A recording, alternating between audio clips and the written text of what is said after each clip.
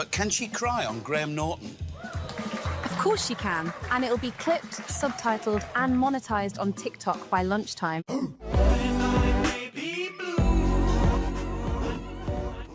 everyone, I stream on Twitch and on my other YouTube channel, the links are down below, along with my Patreon that has more content. So you see, my dearest Riley, it is this instinctive and burning need to procreate between a man and a bitch that not only keeps the human race going, but also fuels many important industries, such as my very own. Today I'm going to be watching a video by Penguin Zero titled Don't Trust Her. Well, it happened a little sooner than I expected, but I think everyone knew this was on the horizon. AI is now making actors.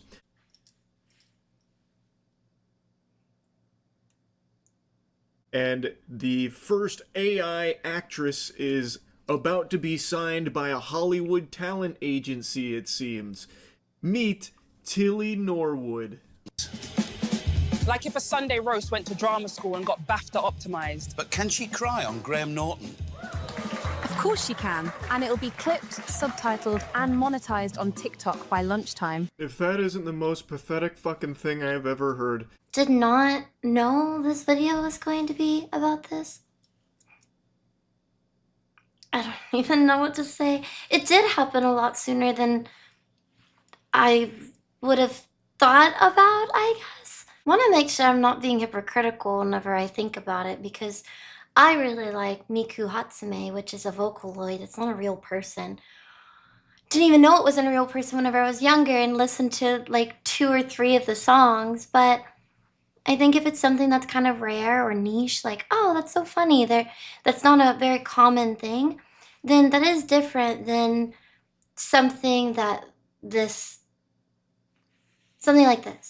So this is an AI-generated video to announce their AI actress Tilly Norwood. Her 5-second bursts of acting in this comedy sketch were so impressive that she is now being eyed by talent agents, according to Eline van der Velden. I don't know who that is, but that sounds like the name of a character from a Duke Nukem game. So, at the Zurich Summit, apparently there were agents, fucking falling over themselves to sign Tilly Norwood, the first AI actress. We're all going to hell. Got recommissioned, didn't it? 3 seasons and a podcast. By an AI commission. It just sounds so cringy. We can have all of this done and uploaded by lunchtime.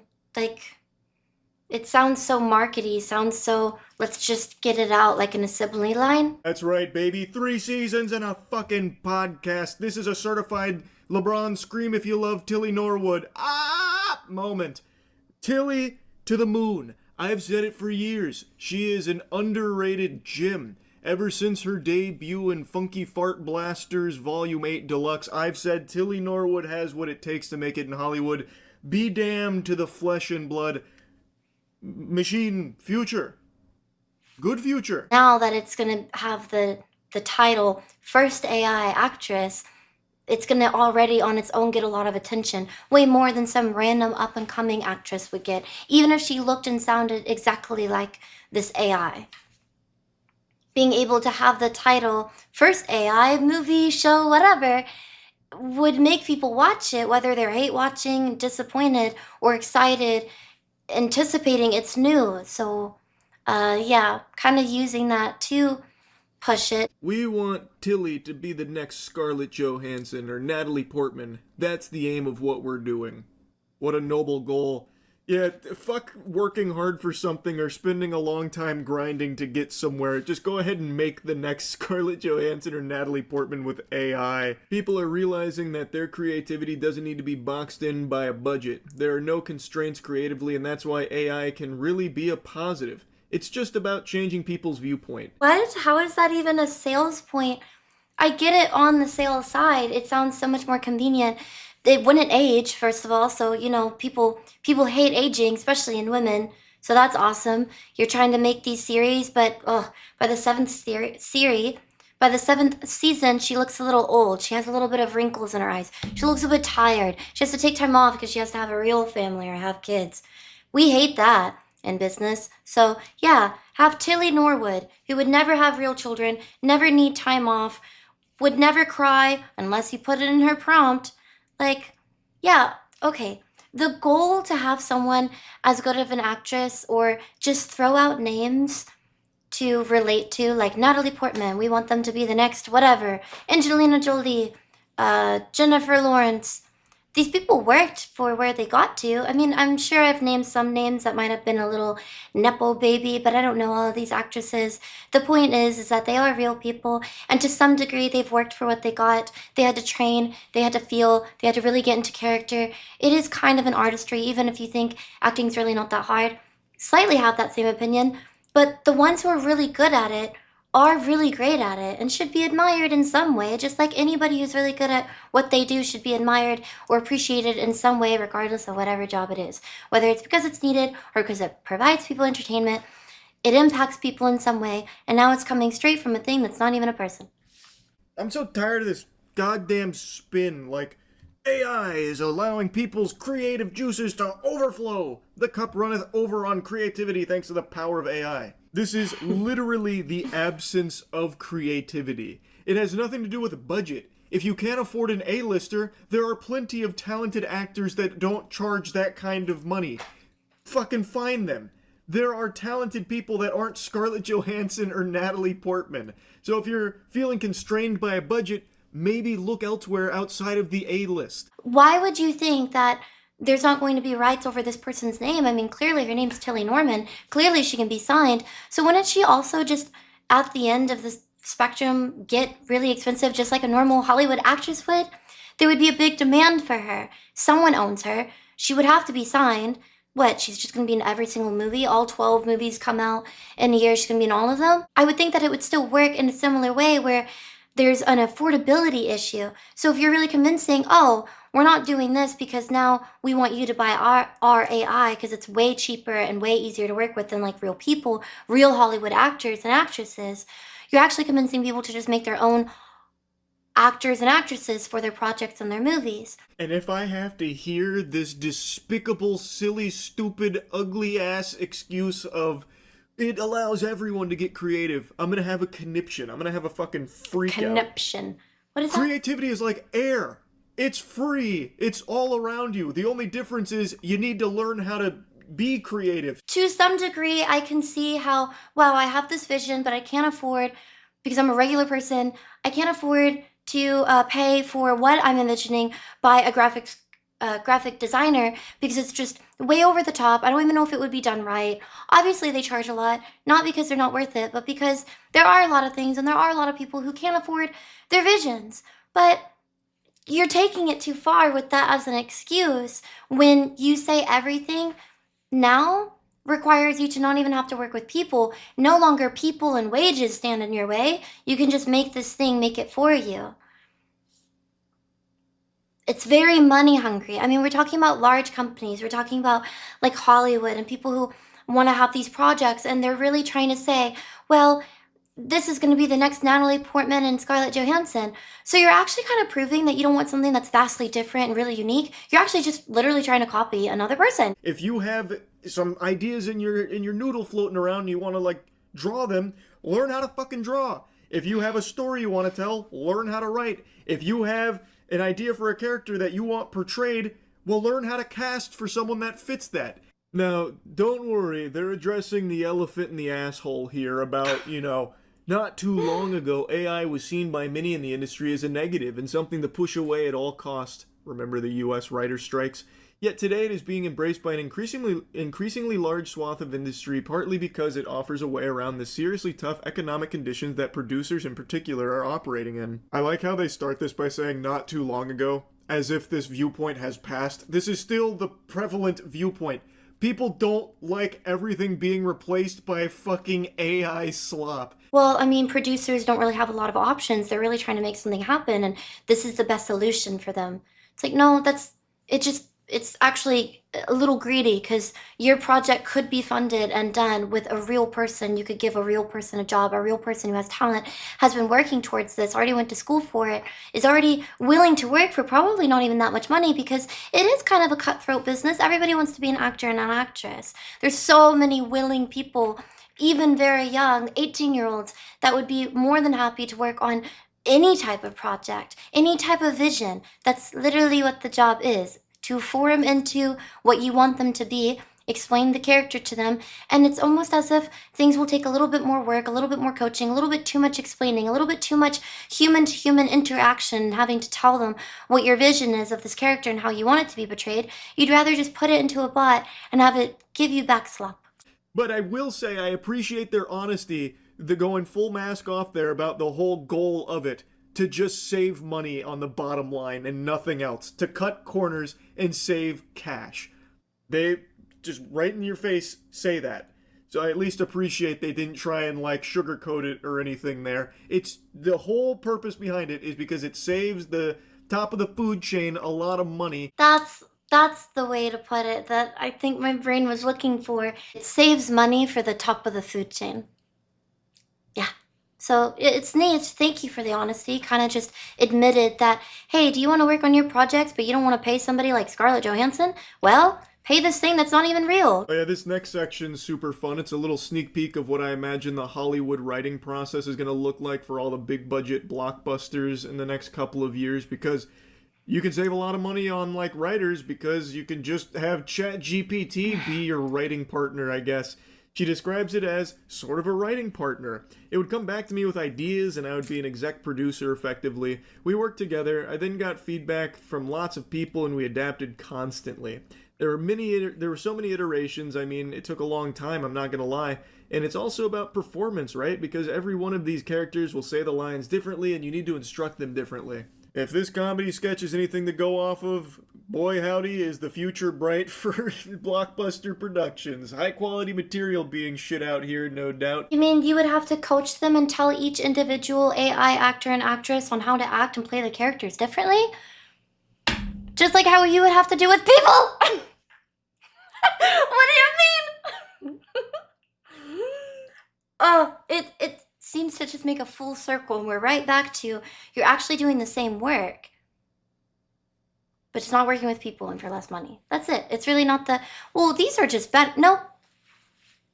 Nope, you just said it yourself. You kind of have to tell them, just because you feed in emotions and a backstory to one of them, you're going to have to kind of explain a little bit more than that on how it needs to be separate as a character from maybe this other character that you're telling this other one to be.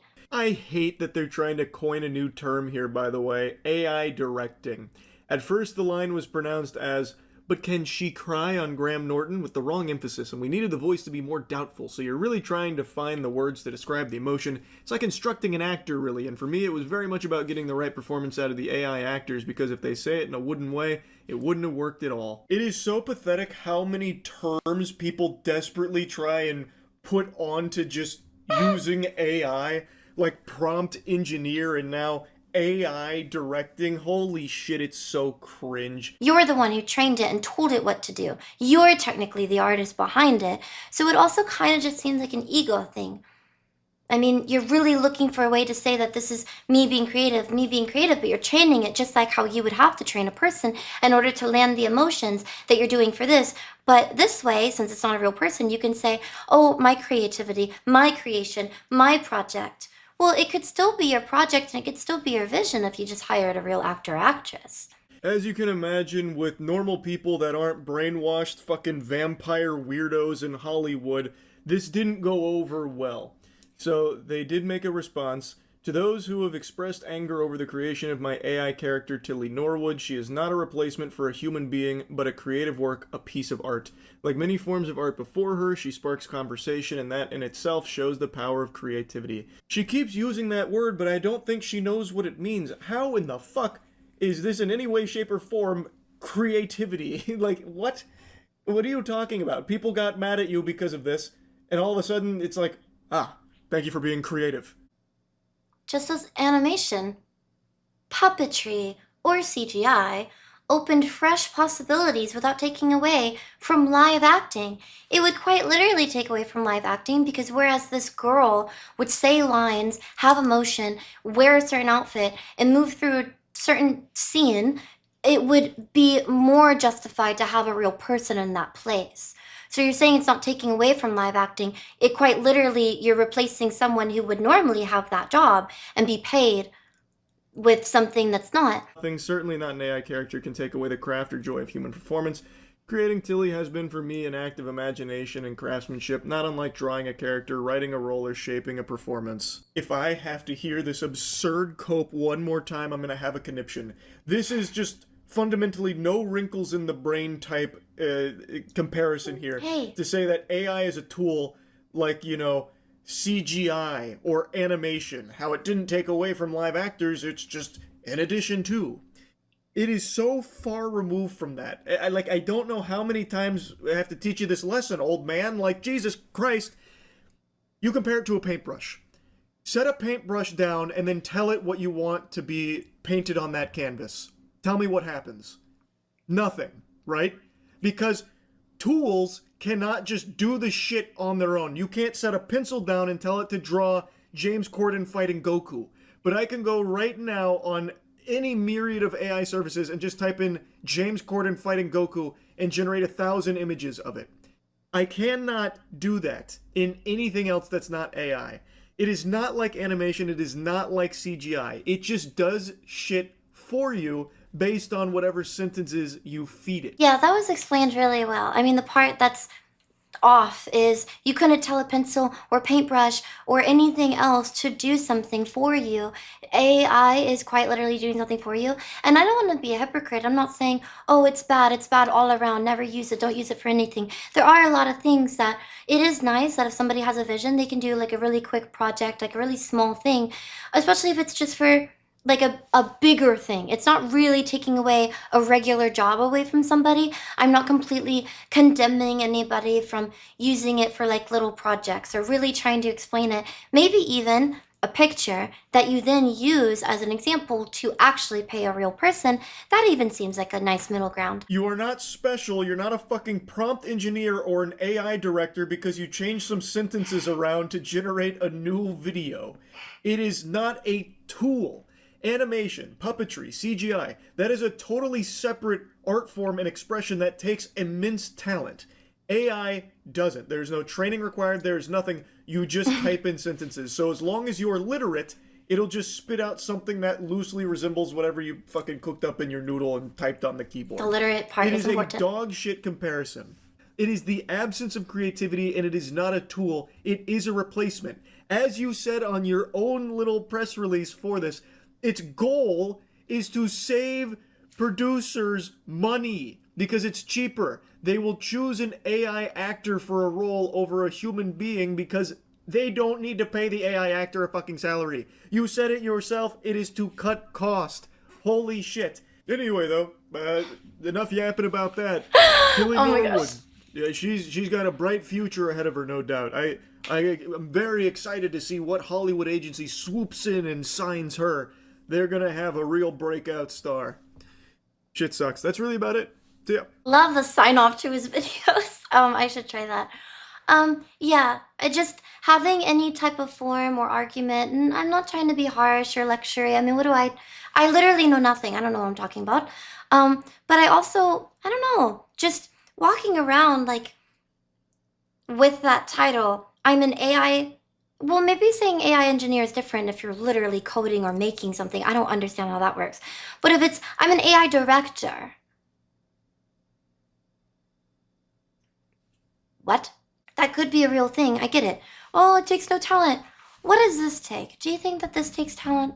Talking on a camera? No, but some people know their place. I'm not here to tell you I think that what I do is hard. I'm not here to tell you that I think what I do is unique or creative or better than anybody else, and this is what everybody should do. Well, no, I think that a lot of the stuff that I put out is slop, and I think that it's okay and good to admit that that's kind of what you're doing. You're doing this to cut corners. There's laziness to it, and it is quite literally replacing a job that a human would have because you're having this thing that's not a human imitate a human and then calling it creativity. That is the part that's the weirdest concept to me, is calling something creative when you're just training it to literally imitate a human being. I hope the video was okay today. A little bit more of a, I guess it's a little bit more of a hot topic.